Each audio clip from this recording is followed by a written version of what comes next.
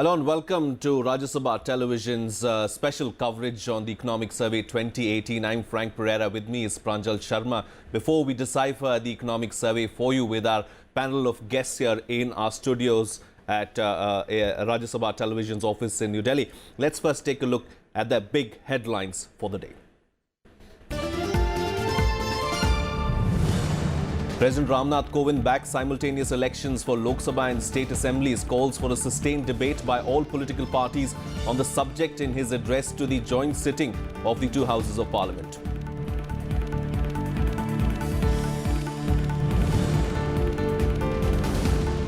Calling 2018 year of opportunities for a new India, President highlights achievements of the Narendra Modi government, reiterates commitment to strengthen social justice and to usher ease of living for the common man.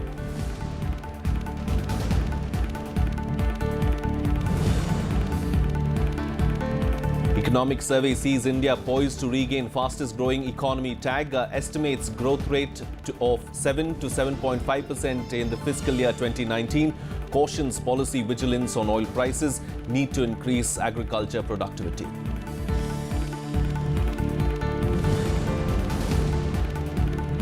And Prime Minister Modi appeals to opposition parties to pass the triple talaq bill in the Rajya Sabha, assures nation that upcoming budget will fulfill aspirations of all, including farmers, Dalits, tribal communities and labourers.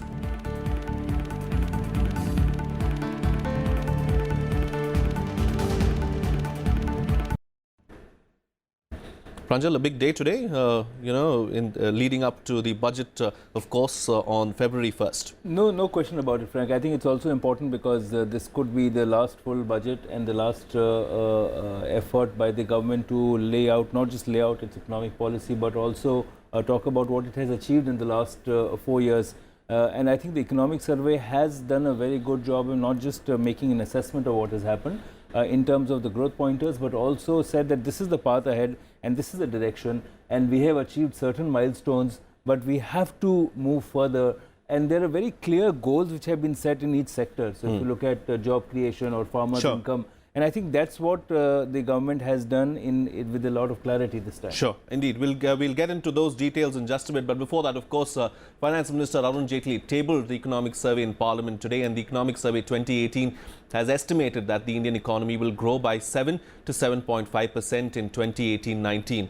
It pointed out that there has been a 50% increase in the number of indirect taxpayers and that demonetization has helped the share of financial savings rise. Here's more. Sounding bullish on growth, Economic Survey 2018 emphasized India's strong economic fundamentals to state that it is poised to regain the tag of world's fastest growing economy. Elaborating on the points that were working for the Indian economy, the survey said that a series of major reforms undertaken over the past year will allow GDP growth to reach 6.7% this fiscal and will rise to 7 to 7.5% in 2018-19. It also underlined the role of the newly introduced goods and services tax, the new Indian bankruptcy court, the implementation of the recapitalization package to strengthen the public sector banks, liberalization of FDI and the export uplift from the global recovery as contributing to the economic growth. There is a robust and broad-based revival. Several indicators of activity. We've shown manufacturing growth, GVA growth, even investment, exports, net private transfers, credit, they've all started to pick up. The direction is very good. The level is still below potential, should keep that in mind. But in terms of directionally, the economy seems to be picking up. The goods and services tax implementation has increased indirect taxpayer base by more than 50%, with 34 lakh businesses coming into the tax net. As on December 2017, there were 9.8 million unique GST registrants, more than the total indirect tax registrants under the old system, where many taxpayers were registered under several taxes. The new regime of indirect taxes has also fetched 9.7 lakh crore rupees to the exchequer. GST revenues are growing at about 12% and the buoyancy is well above historical. So for such the early experience of such a transformative change is already providing fairly buoyant revenues. So I think the promise going forward is very good. Economic Survey 2018 also says demonetization to curb black money has given a boost to financial savings in aggregate household savings with a tilt towards market instruments. It led to 2.8 lakh crore rupees less cash and 3.8 lakh crore less high denomination notes in the Indian economy. The survey highlighted that while services sector is expected to grow at 8.3% in 2018, industrial growth will be at 4.4% and agriculture sector will grow at 2.1%. With strong macroeconomic indicators, the Economic Survey has set the tone for a bold and reform-oriented budget to be presented on February 1st. The multilateral agencies like the World Bank and IMF have already exuded confidence in India's economic potential. The Economic Survey has also pointed out that India can be rated as among the best performing economies in the world, with average growth rate in last 3 years hovering around 4 percentage points, which is higher than global growth rate and nearly 3 percentage points higher than emerging and developing economies. Reporting from Delhi, with camera person Vijay Singh, I'm Kriti Mishra for Rajya Sabha Television. Meanwhile, Prime Minister Narendra Modi said that the budget will give a new energy to the economy, which is already surging ahead. He also hoped that the budget would live up to the expectations of the common man. Let's listen to what the Prime Minister said. ये budget देश की तेज गति से आगे बढ़ रही अर्थव्यवस्था को एक नई ऊर्जा देने वाला, देश के सामान्य से सामान्य मानव की आशा अपेक्षाओं को परिपूर्ण करने वाला बजट आएगा. And to talk about the Economic Survey 2018 and to see what it has in store for the economy ahead and to see what kind of a picture it paints, we have with us here in our studio Aman Agarwal, Director and Professor, Indian Institute of Finance, A.K. Bhattacharya, Editorial Director, Business Standard, and Sheshadri Chari, National Executive Member, BJP. Thank you to all our guests for joining us here on Rajya Sabha Television. Mr. Chari, I'd like to begin with you, of course, but before that, let's talk about what we'll be talking over the next 15 minutes, of course, is growth and government finances, and that's what we're going to stick to. So, yeah.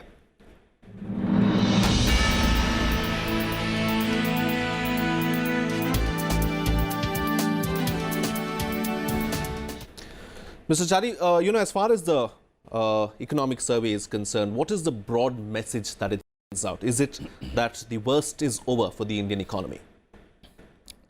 I think the broad message, if we talk in terms of signals, I would sum it up as 4E. That is, we need to do emphasis on education, employment, exports, and ecology. When we say ecology, it's not only just agriculture, but it also impacts urban living and rural living. Agriculture, of course, the climate change affects the rural economy and agriculture. The climate change also affects urban living, as we saw in the last few weeks and few months.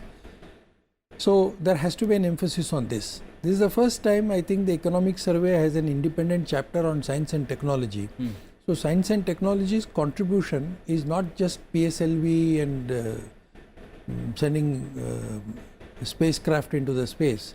It's also to do with macroeconomic indices. So that's a very good thing. And education also includes skills and non-skill. Education is also linked to job and employment.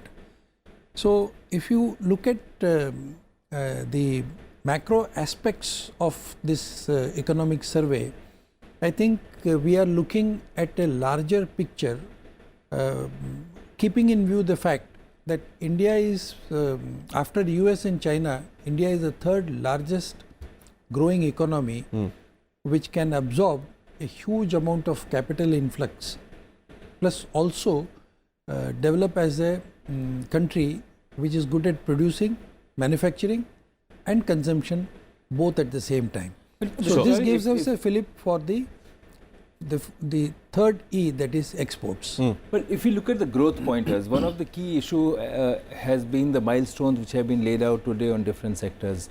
Do you think the government needs to change course or has to go faster and deeper on the course that it had set for itself on all the parameters, whether it is agriculture, whether it's service sector, whether it's trying to kickstart new investment.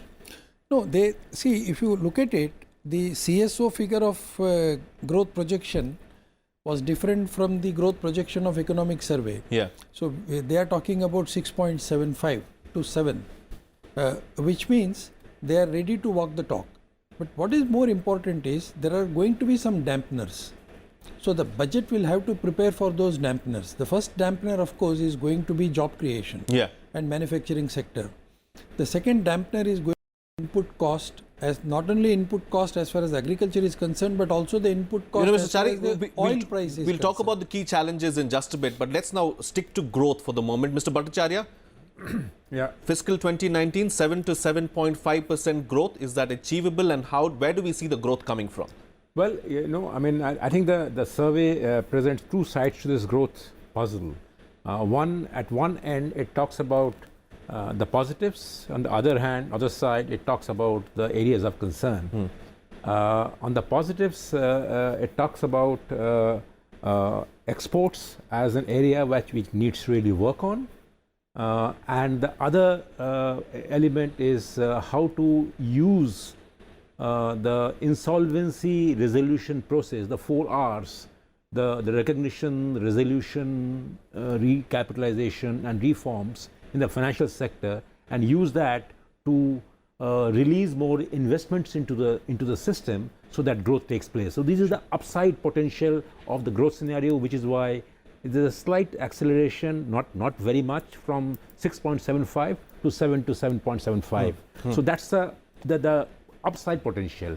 But on the other hand, the survey also paints 3 clear challenges to this growth scenario, which is: one is the rising oil prices. It is already increased by 12%, and IMF is projecting another 11% rise next year. That's one. Number 2, this phenomenal rise in the stock market prices is something that the economic survey has touched upon as an area of concern, how that bullishness in the market should not become a kind of a bubble. Sure. And number 3, it is worrying about fiscal consolidation, which is where the government finances come in, and he's actually clearly outlined that how electoral imperatives can probably cast an influence on macroeconomic stability. Therefore, there is need to adopt some measure of control and restraint in the way you are using your fiscal spaces. This is a historic budget and economic survey in some sense because of the GST factor. The fact that what Dr. Subramaniam also said very clearly, that it is giving fresh insights into the economy which the government and the policy makers never had. Now, with GST, clearly there's new elements that the government has to look at. Now, the tax base has gone up, the voluntary tax base has gone up, Mr. Bhattacharya. How will this inform the government's budget? Well, the increase, the broadening of the base is a desired outcome. It's something that any government would actually treat as an important source of long-term sustainable revenues. So it is clearly will be an upside. But the bigger point on the GST side, this survey brings out, is the growth rate that he has estimated to be 12% annual growth rate of GST revenues, which shows a tax buoyancy rate of 1.4%. Now, this, as the chief economic advisor pointed out in his press conference, is more than the historical rates of tax buoyancy on indirect taxes. So, in spite of the early pains and the disruptive effect like any major reform has, I think in 6-7 months we have already seen early signs of recovery on tax collection front. So, therefore, going forward, these will be benefits to the system. Sure. Let me bring in Aman Agarwal also. I wanted to ask him, Professor Agarwal, that you are an expert in finances. How do the finances look? And let's look at not just last year, but the last 4 years. From 2014 till 2018, the average growth rate has been 7.3%. But do you think that in the numbers that have been thrown up now, are we in a better position today than before? I'm happy you asked this question, and I'm happy the recession begins with growth. Firstly, this is the first time that we're seeing a revolutionary change in the document called the Economic Survey, as against just being a report card of the year as to what has happened and what kind of milestones have we achieved. This comes out as a policy document this time, which focuses and factors out what are the key areas which the country needs to be looking at, as well as the government needs to foster on, which is quite unique from the previous economic surveys which is there. When you say 4 years, I think it's been a very good journey, quite positive. We started from a very negative standpoint, a lot of negative aspirations with a lot of problems which had come into picture, with inflation soaring up, with political paralysis or economic policies paralysis coming into picture with the previous government second tenure ending. There were a large number of ifs and buts which this government began with. However, we have been able to convert them into large number of positive factors in the financial terms. What would you highlight as the key 2 or 3 top positive factors? One of the key positive factors which I feel the Modi government has been able to come forward and the Prime Minister has fostered for it is the positive confidence which he has been able to gain within the country and from the overseas market, specifically because that is something which nations take decades.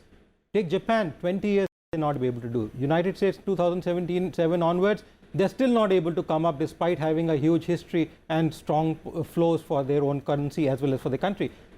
Countries have been known to take decades. This government has been able to do that kind of positive confidence, turn around the wheel in a span of about 3 to 6 months, which is quite commendable. But what is worrying you at this stage, Professor Agarwal, while these numbers are looking much, much better, at this stage, what would you say should be a concern that the government must focus on? I like to point out 2 or 3 points before I come to the concern areas. One is, if you really look at some basic factors like the foreign exchange reserves which we have gone up to about $414 billion, which is in January, and I hope by the financial year ending it will cross $420 billion with the way foreign direct investment is coming in. From a mere $0.2 billion in 2001 to about $1.2 billion in 2010-11 to about $5 billion in 2016-17, expected to be around $6 billion this year per month. That's the per month inflow of foreign direct investment which you're looking at, means a multiplier effect in the economic growth which takes place in a country. Now this is something which we have seen happen in the last 3-4 years. Now this is something which is critical. If you look at the inflation also, fairly under control. I would not say that there have not been ups and downs, and that is supposed to happen.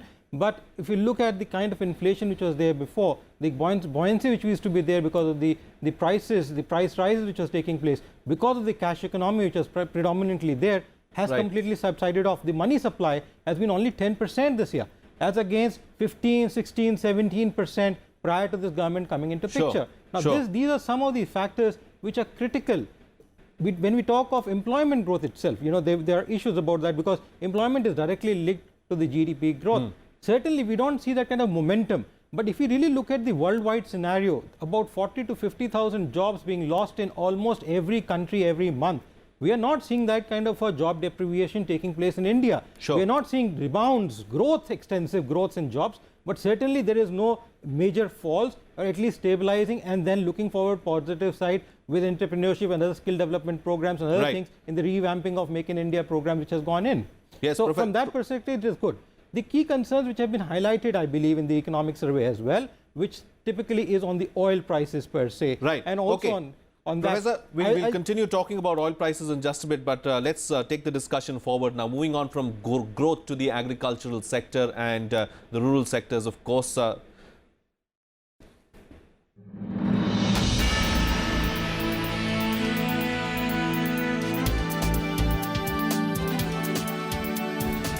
Mr. Chari, let's talk about the agricultural sector. The Prime Minister has stressed that farmers' income should double by 2022, and he said that his government is working towards it. Is it a concerned sector? Yeah, agriculture obviously is a sector where majority of the programs that successive governments have implemented have not really succeeded. Even in the last 3 years, if you see, the investment pattern in agriculture has been very disturbing. Right from 9% to something like it went up to 30% in 2012-2013, but now again it has come down to 11%. So we have to put in more efforts to see that agricultural sector gets priority. Can we expect some kind of an impetus from the budget? No, it is going to be difficult. Of course, the farmers would expect it, but it's going to be difficult because the government accepted the Finance Commission recommendation of sharing more of the central tax collection with the states. So with that share of central tax collection to states going up, what the central government has done is reduce the priority lending to agriculture sector in previous budgets also. So this year again it's not going to increase that amount, which means the states will have to allocate more towards agriculture. State allocation towards agriculture has also reduced last year because more and more of this allocation has gone for smart cities and urbanization and issues pertaining to urban development, roads, water, electricity and all infrastructure development. So these things have taken the bulk of the state's contribution to agriculture, and central's contribution to agriculture will have to go from the central tax collection pool, where again a bulk of this has been transferred to the states in keeping with cooperative federalism and all those things. So in all, agriculture has a setback from the central pool as well as the state pool, unfortunately. And then coupled with that is lack of monsoon and ecological interventions. So agriculture sector actually has undergone a series of problems. I am not including the problems arising out of demonetization and GST, which has also affected agriculture sector in a big way, but that seems to be probably over. The shadow of demonetization so it's a thing of the past is what you're saying. But that has not reduced the factors that are going to affect this agriculture. Therefore, this budget will have to make some special provision as far as agriculture is concerned. You know, the government has made this promise of doubling the farmer income. Correct. What steps are then required to meet this target? You know, doubling of farmers' income has also to be linked with three more factors. Number one is skill development and equipment of skills. Two is finding alternate jobs. And three, increasing infrastructure facility in agriculture. For example, the farmer produces and takes his produce to the mandi, and the products just sits in the mandi and doesn't sell. So then what happens is he has a double whammy. One is to sell his products. Two is to find an alternate job or employment for the next 3 or 4 months. And then in these next 3 or 4 months, he has to also increase in input cost. See, the agriculture problem, the biggest problem in agriculture is increase in input cost, and the gap between what you actually put into the agriculture and what you get in return. So this gap is widening. How to reduce this gap is also an equally important issue. Mr. Bhattacharya, how would you address this? What would your suggestion be? You know, there are two elements to it. One is the productivity issue, which is linked to over-dependence of a large number of people on an agriculture pie, which is shrinking. That's one kind of problem. The other kind of problem is how do you address the farmers' income woes, which is... and what could Finance Minister do? Now what has been tackled, and this survey, it must be noted, that doesn't talk much about the debt waivers that many states have announced to address the farmers' distress. Instead, this survey has talked about two important ideas as far as agriculture and the rural distress is concerned. One, it is insisted that technology should be encouraged to be used for productivity enhancement. That's one.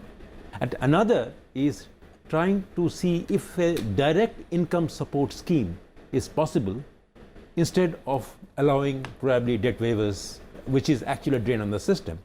Now, the problem in India's agriculture is also aggravated by the fact that our procurement system is not very good. It doesn't cover most of the crops except wheat and paddy and some cash crops. And even when it covers, our procurement efficiencies are not very, so then very good. What are the tools that the government has to improve? Well, I think the Telangana situation? model is one model which is definitely on the table for the government. I think the very fact that the survey talks about a direct income support scheme, which the Telangana government has actually introduced. This is a slight variation from the Bhavanta scheme, which is already operational in Madhya Pradesh, with some effect, because So you think the finance minister can take it national? My sense is, if you look back and you see what the Prime Minister said to a television channel recently, that we made a mistake. We made a mistake in understanding the agriculture distress point, and we should respond to it. And I don't think that this budget would be without a major initiative on addressing could this rural model, distress. Could this model be national? Basically, increasing the infrastructure The capacity, areas, the capacity of the agriculture, agricultural farmer. I mean, capacity not in the sense of you can't increase the land area, you cannot get water from some other source. Correct. But product differentiation can be there. And then also this issue of procurement. More importantly, the procurement doesn't start and end only with procurement. It also has to do with something to do with storage. We expect the farmer to contribute towards the storage. It's not possible. The mandi also cannot. So government will have to do some kind of intervention as far as storage is concerned. So when you say government, it will have to be state. No, it need not necessarily be state. The center also.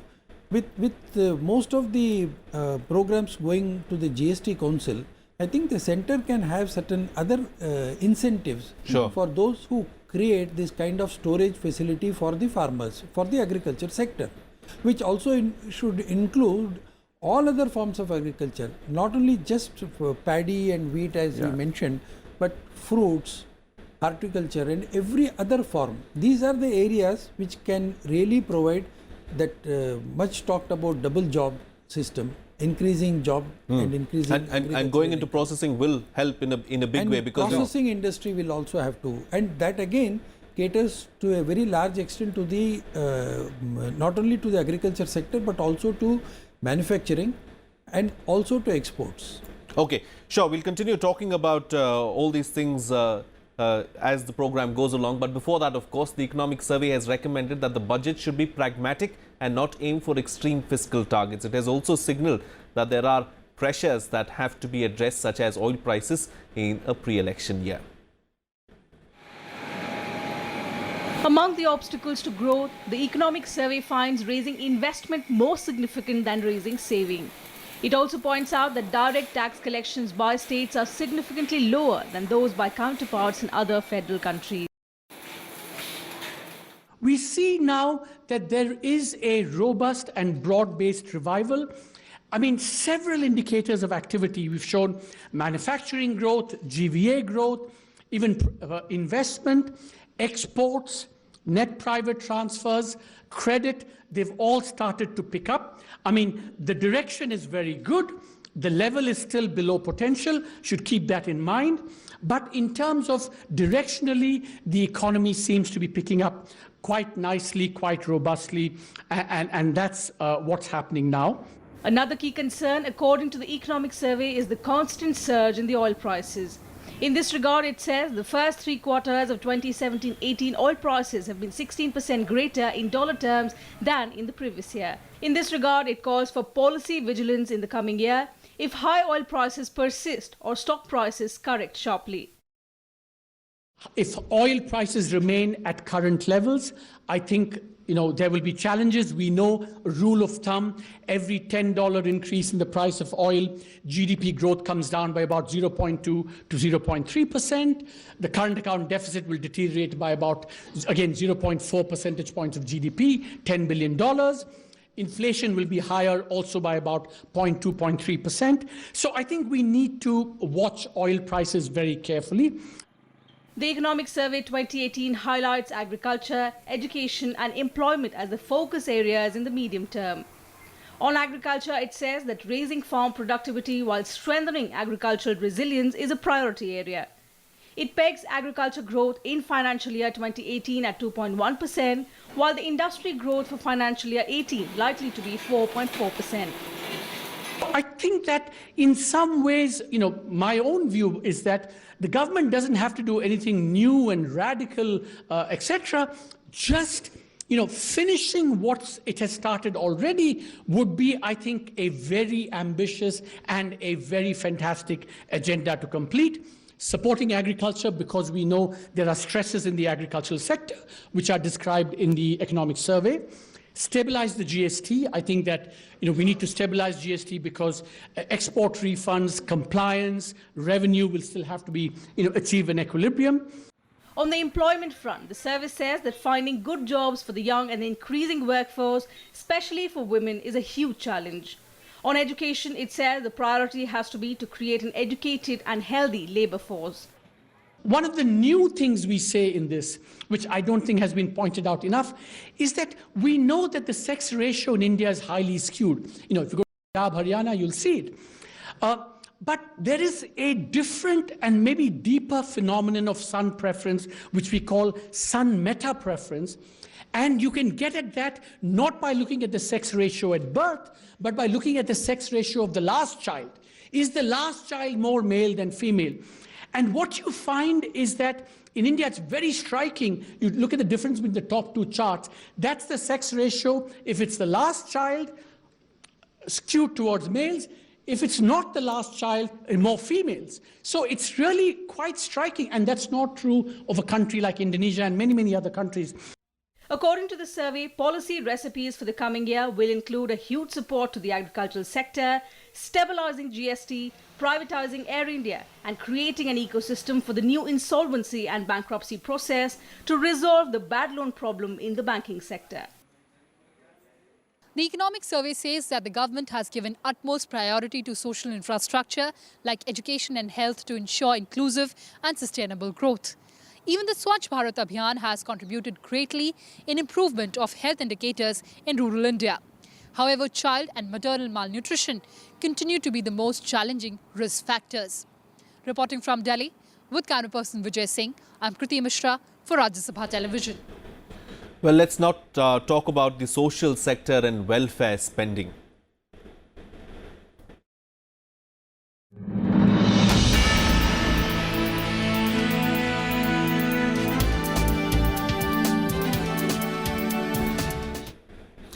Professor Agarwal, is there enough fiscal space for the finance minister to tinker with social spending? I think it's a good framework where the economic survey starts talking about social infrastructure. I think there is sufficient room for the finance minister to go about remodeling its structure, to go about providing not only for social spending but even for agriculture per se.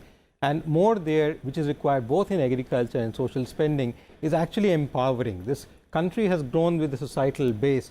Healthcare, things have come up from the grassroots level and not directly from the government per se in the historical sense. Even agriculture from that perspective. I think we need to empower them, motivate them, create up avenues so that there can be more growth which can be sensed by them, and that can end up contributing to the growth of the GDP in due course, both in terms of revenue as well as in terms of numbers. That is not inevitable. It is something which needs to be done, not thinking traditionally as has been done in the last 70 years, but thinking in a new structure, thinking in a new way, the way we see happening for various sectors in this country. I think this revolution, both in agriculture and the social sector, is required for more employment, for growth, as well as for more impetus to bring in the second level of green revolution in agriculture, plus also bringing in revolutions both in healthcare, education and others. The other important component is, which I think we hope to see happen, is that the regulators unfortunately are not towing the line which the government is wanting to do in the last couple of months, or in fact in last 2 quarters which we see. If the regulators do not work in tune with what the government framework or the policy framework is, or what we even see coming out through the economic survey, we will not see that kind of impetus of growth come in due course, which we want to do or the government wants to bring forth for the people of this country. What do you mean by the disconnect between regulator and government, Professor Agarwal? You see, in the last couple of months, if you have seen, whether it is in healthcare or in education, there's a large number of closures which are taking place. On one side, we are trying to empower them, we are trying to build upon them. When we look at the NGT, they come out with a structure where they say a car has a life of only 10 years. Now a car is bought by a person which is long term in life. Savings from his earnings buy him a car, and you tell him that life of that particular asset is 10 years. Education, we saw every day, we were reading for about 2 weeks almost, that some institution or school or college or a university is being asked to shut down for the fact that you need to improve them, upgrade them, talk about things which can be improvised instead of closing them down. Closing means that we are shutting off jobs, we are closing. On one side, we are talking of revamping India, creating jobs and growth from the government coming out with revamping Make in India program. On the other side, we are trying to close these. Even in healthcare, we started. If there are problems, we need to rectify them and not shut down these institutions. Let me bring in Mr. Chari here, because I think you raised a very important point on regulatory issues, but I think this government is also trying to attempt a reform of regulatory institutions which are pretty archaic, and they've also been accused of serious misdemeanors, and corruption issues have come out, especially if you look at the regulatory ecosystem in medical and health services. Mr. Chari, we also need, so while we talk about investing in social infrastructure, the governance systems around these are pretty much broken, and there is an attempt to change that, and that is also not moving ahead at the speed that it can because of a lot of resistance to that change. Can the government go ahead faster? Yeah, I think Dr. Amar Agarwal made a very important point. I'll just continue that point to some extent. He was speaking about the healthcare. You know, we are talking about healthcare and reaching out healthcare not only to the urban centers but also to the rural centers. But here, healthcare requires three very important factors. One is the availability of infrastructure. You cannot have a category surgical room in a tent.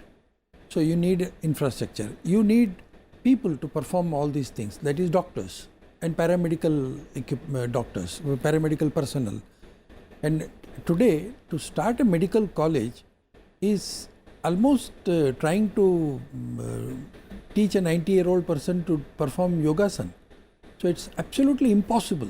We have made the structure so cumbersome that but at the same time, some people who have the right connections can get it quickly. But that's very bad. In fact, that doesn't speak well for any government which plans to do something on the rule of law. So that should be done. Third is, we have a huge stock of funds as far as CSR funds are concerned. The utility of CSR funds for social sector is something we will have to tweak the CSR, and the implementation of CSR strongly requires, urgently requires certain tweaking. So that will have to be, it's a bold step we'll have to take, but the budget can address this issue also. And another important aspect which subsequent budgets for all these 70 years in fact have missed out is, can there be a linkage of CSR and industrial and university finances, university management to research and development in agriculture? As he pointed out, there has not been a single attempt to really increase, bring about a coordination between technology and agriculture. So when we think of agriculture, we think of the nature, we think of something else, but not of technology. What is the newest technology that any university or CSR fund has introduced as far as agriculture is concerned? Nothing, practically for the last 50 years. Well, our general approach to research and development and industry linkages is very poor. All these things are also practically linked with social budgeting. So a budget need not necessarily talk in terms of increasing tax to finance the tax social sector, but it can also have certain other provisions through which it can increase these areas of social sector. I will just to add to what Mr. Chari is saying. Social sector spending is probably the most underestimated challenges of any government, particularly when at a time when the fiscal space is rather limited, and you have the economic survey is actually warning that the fiscal space is limited and fiscal expansionism probably be one of the pitfalls going forward. So given this scenario, in my view, the challenges become more formidable, and particularly because of the institutional weaknesses. Now you have the track record of all Indian social sector ministries, government in the center, is the poor absorptive capacity of these ministries. A large chunk of these funds which are allocated, even what is allocated, often comes back unspent. So there is the institutional capacity to spend that money is also very limited. So therefore, if any attempt which is necessary both in the healthcare and the education sector, you not only need to allocate more money, but also create institutions in a manner that that money which is allocated is used more effectively, efficiently, and it creates capacity that are sustainable. The economic survey does point out the area, these healthcare and education as areas of concerns, but my sense is that a simple solution as allocating more money is not going to solve this problem. So you need institutional innovation, maybe getting more private sector and public sector participation under proper regulatory structure, where the private sector cannot run away with the ball. Sure. So because after all, these are sectors that are very important. You know, moving on from the social sector now, let's talk about investment and job creation.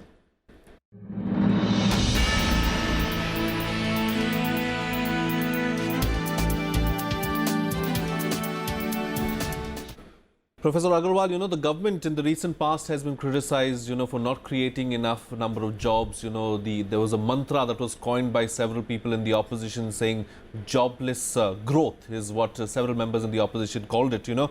Do you believe that that problem is going to be addressed? I think the jobless growth is not the question. It's a question of creating livelihood, creating, hands which can actually feed themselves, which is important. It is not about entrepreneurship, but it's employment, gainful employment, people making wealthier in terms of a comfortable living going forward. It is not an issue which is only perplexing India as a country. World over, this is a problem which has been surfaced in the last 10-15 years by a large number of economies. India, fortunately, because of its social setup, because of the way the business has grown in this country, has been able to sustain itself. We're facing some heat of it because large part of this business was depending on the cash economy or the black economy, which has actually been eroded to a great extent, not completely, but to a great extent. And that is what has created this ripple effect. Let us understand one small thing, that before demonetization, everybody had stopped thinking about budgeting. No one thought about budgeting in a family. They have restarted thinking about budgeting, restarted working on those things. Now, these are some positive steps which demonetization, GST, and a couple of other steps which have been taken by this government, including the Jan Dhan program and so on and so forth, which has actually brought for this function. Now, people have started thinking about gainful employment. It is not just that you are employed for the sake of it and you get a large chunk of money, which had become the way of life, and that is why there was so much surplus money in hands of people that they did not bother about how much is actually being spent and what is being done. Today, that thinking about doing it, creating. Fortunately, the avenues and the light for India is quite bright, given that the world today looks at India in terms of creating the job opportunities and employing people. Not only the fact that we are one of the largest technical manpower provided to the world, we are today gaining momentum in terms of creating that framework, whether it is a question of manufacturing, whether it's a question of services sector. Please understand, services sector worldwide. The Prime Minister in Davos said that by 2025 we will not be job takers, but we will be job givers, and the youth of this country is going to take the world forward, is what he said. Yes, we still are job givers. It's not that we are not. We have to realign certain strategies like the foreign exchange, and I don't want to come on the foreign exchange issue, but the foreign exchange issue, if we are able to strengthen our rupee, automatically we become large amount of gainers in terms of not only the oil problem and others, but when it's a question of services sector itself, as I was saying, it's one of the softer sectors which gets hardest hit immediately when some of these steps like demonetization or recession comes into a country.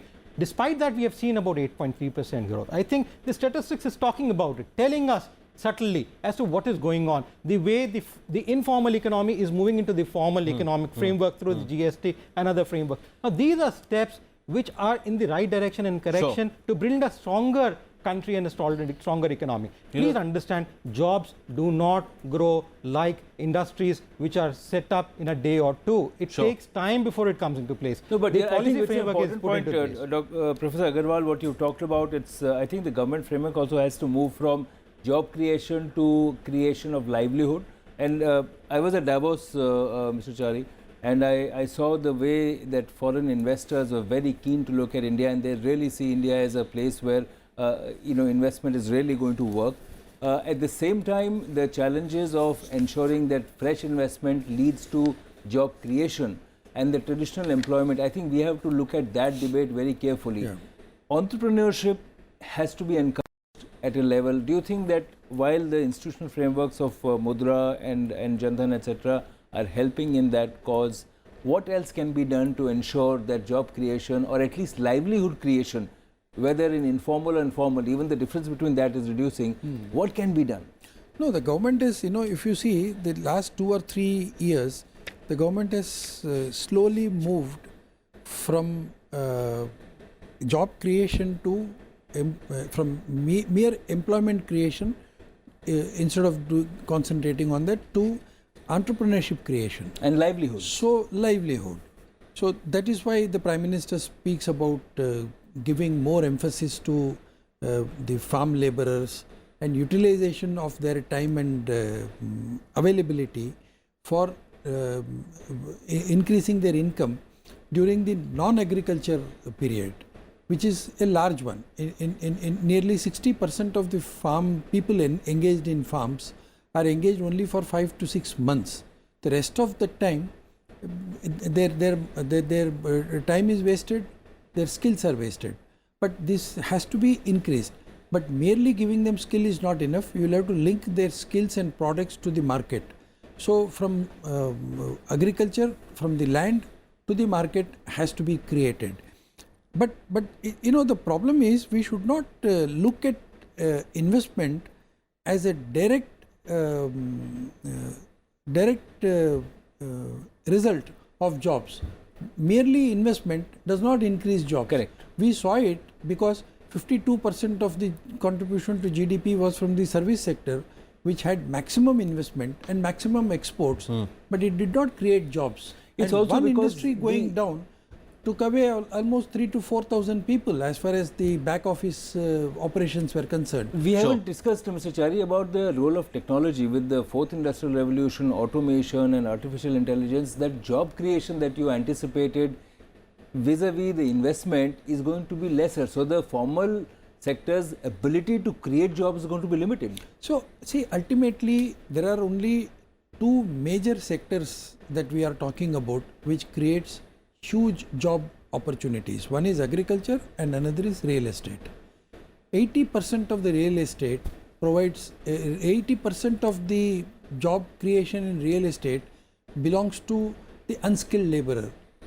So the skilled part of it, the electrician, the plumber, accounts only for the 20%.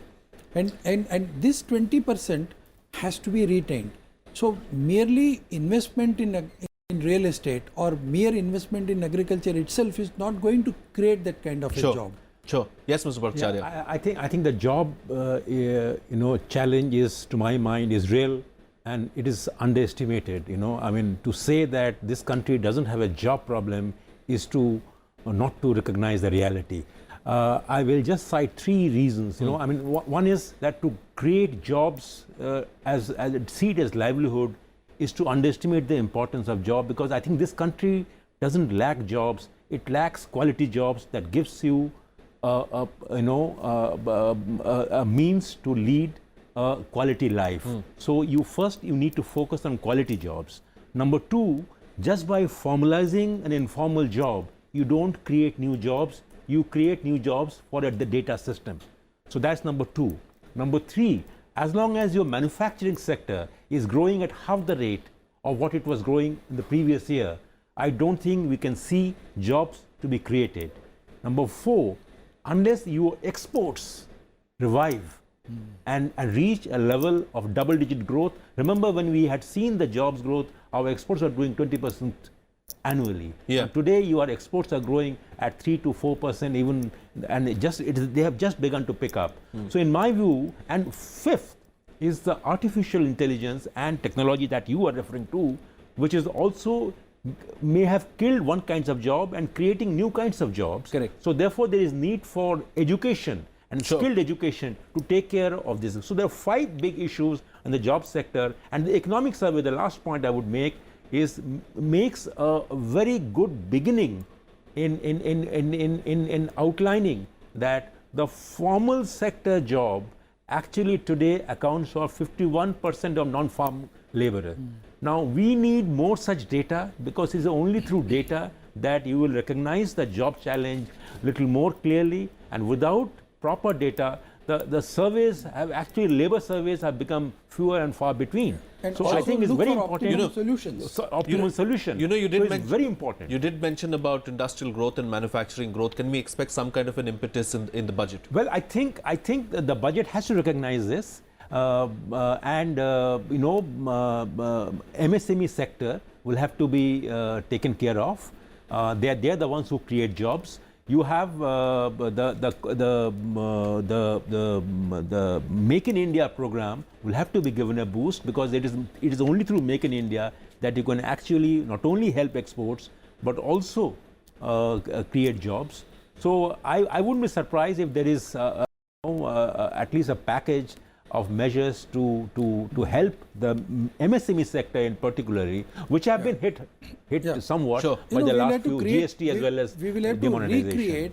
We will have, as you very rightly said, MSME sector. We will have to recreate more of Ludhiana, Salem, Tirupur, Coimbatore. Yeah. These were the areas which were not only creating jobs, but they were also centers for excellence, production, skill, and also export. Today, if you see, the market in Ludhiana, market in Salem, market in Coimbatore, market in Tirupur are all shutting down. So this is going to be a big challenge in my view. This is a challenge. Actually, these were centers which were also providing jobs to those who were engaged in agriculture and who were available in the non-agriculture season. Sure. Let's now move on from industrial growth and manufacturing growth to the external economy.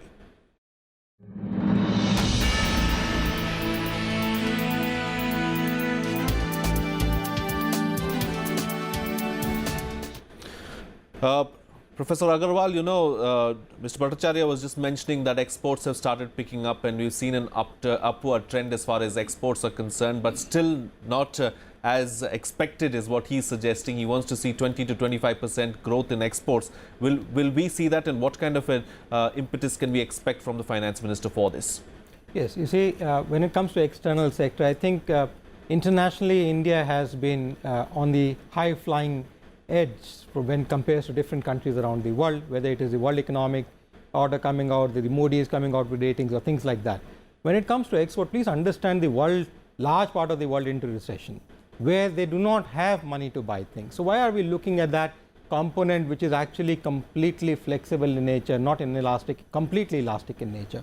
There are a large number of other factors which need to be looked at. When we say, when we are in recession, we are in troubled times around the time in the family, we control our factors, control costs and things like that. I think very important component which needs to be realized, despite large amount of positivity which is floating in the country and even overseas for India, is the fact that we need to let the rupee appreciate, because there is a lot of pressure on the rupee appreciating. That will help our exchequer take care of oil problems, that will help the exchequer take care of the risk outlined in the economic survey about the way oil prices, and there should be a clear-cut importance which need to be given out, which is not mentioned in most documents, is the fact that most of our oil is actually pegged for a certain number of years, because it is bought in contracts. Only a small component on a daily basis is bought from the open market, which is subject to fluctuations. Rest of the oil is between $45 to about $52 a barrel, which has been already locked in for a period of 3 to 5 years by the oil companies. So why are we always talking about this ruck of the prices going up, and then that is creating a ruck in the market? I think that should be a thing. And if we let the rupee appreciate, we will see that thing happen. This government in this previous tenure, when it was there in the 2000s, we saw that happen with rupee appreciating from 40 to 30 rupees. We saw that oil, which went up to 70, even $100 a barrel, actually had a very little impact on the real economy in the country. And I think that is something which can actually do away with some of the risks which have been outlined in the economic survey by the chief economic advisor and the other members of society. I think that is something which needs to be taken care of by the government. Let the rupee appreciate, because that not only takes care of defense, large number of our things which are inelastic in nature, defense equipments, defense technology, artificial intelligence which we want to buy, newer things which we want to get from the overseas markets into this country, all that becomes cheaper to the government and to the exchequer. And that most of these things, even sometimes medicines which we buy today, some of the high-end medicines are actually quite expensive, and that becomes actually again quite cheap from that perspective. Exports has always been elastic, and if you really look at the data of the trade, even during that time when I'm talking about the 30 and 40 rupees a dollar kind of a thing, you will see a positive trade balance which took place despite the fact that there was appreciation. Please understand one small thing: United States of America has the most strongest currency. They are the largest exporter to the world. If it is a weak currency which is supposed to be the export component, then United States of America should lower its currency. And we saw that in the last 10 years, when the dollar has been depreciating, their exports have also fallen within their own country. So this should be very clearly understood, that this policy which most countries follow, and largely in developing and emerging markets, is that keep the currency weak and that will help exports, is something which is not appropriate for the people of the country, for the government, and ultimately even for the exports, because as a net revenue gain, you will get less revenue for the goods you supply to the external market than more. And that is something which I feel should be highlighted. All right. Thank you for summing it up for us, Professor Agarwal. Unfortunately, we've run out of time, and we'll have to wrap the program right now. But quick closing comments before we go. Yes, Mr. I would Bhattacharya. like to, with due apologies to Professor Agarwal, I'd like to disagree with that thesis that allowing the rupee to appreciate will be a panacea for India's falling exports.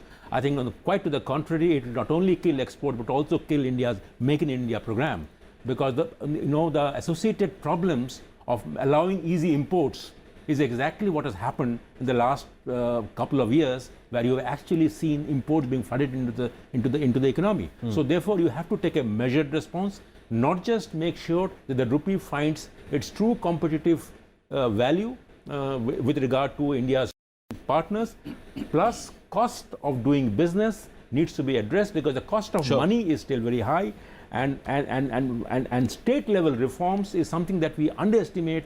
Getting a construction permit or getting a contract enforced are issues that are very critical for exports. And finally, labor market reforms. If you don't introduce fixed term employment, which is an idea which the government has mooted, which hopefully will become a notification by February the 8th, I think labor market reforms are critical for better exports. Sure. Mr. Chari. This rupee dollar currency parity is one of the areas that impacts export and import. But where it helps export, it also happens to be a dampener for imports. So I think that will have to be an independent issue as far as dollar to rupee parity is concerned, or strengthening currency is concerned. But more importantly, I think quickly, if you want to really look at the export situation, there are three things that we will have to look at. One is that Make in India process. The manufacturing has to go up. For manufacturing to go up, we will have to strengthen ease of business and strengthen also the Make in India process and make it more workable.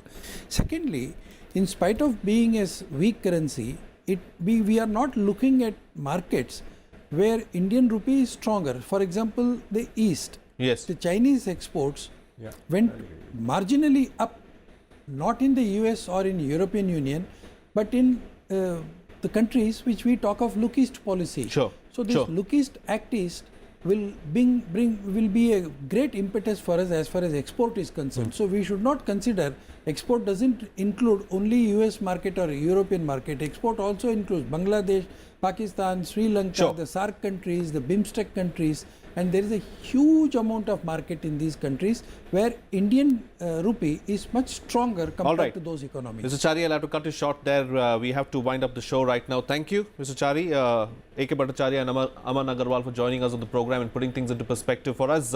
That's it from Pranjal and I. Thank you for watching. See you again next time.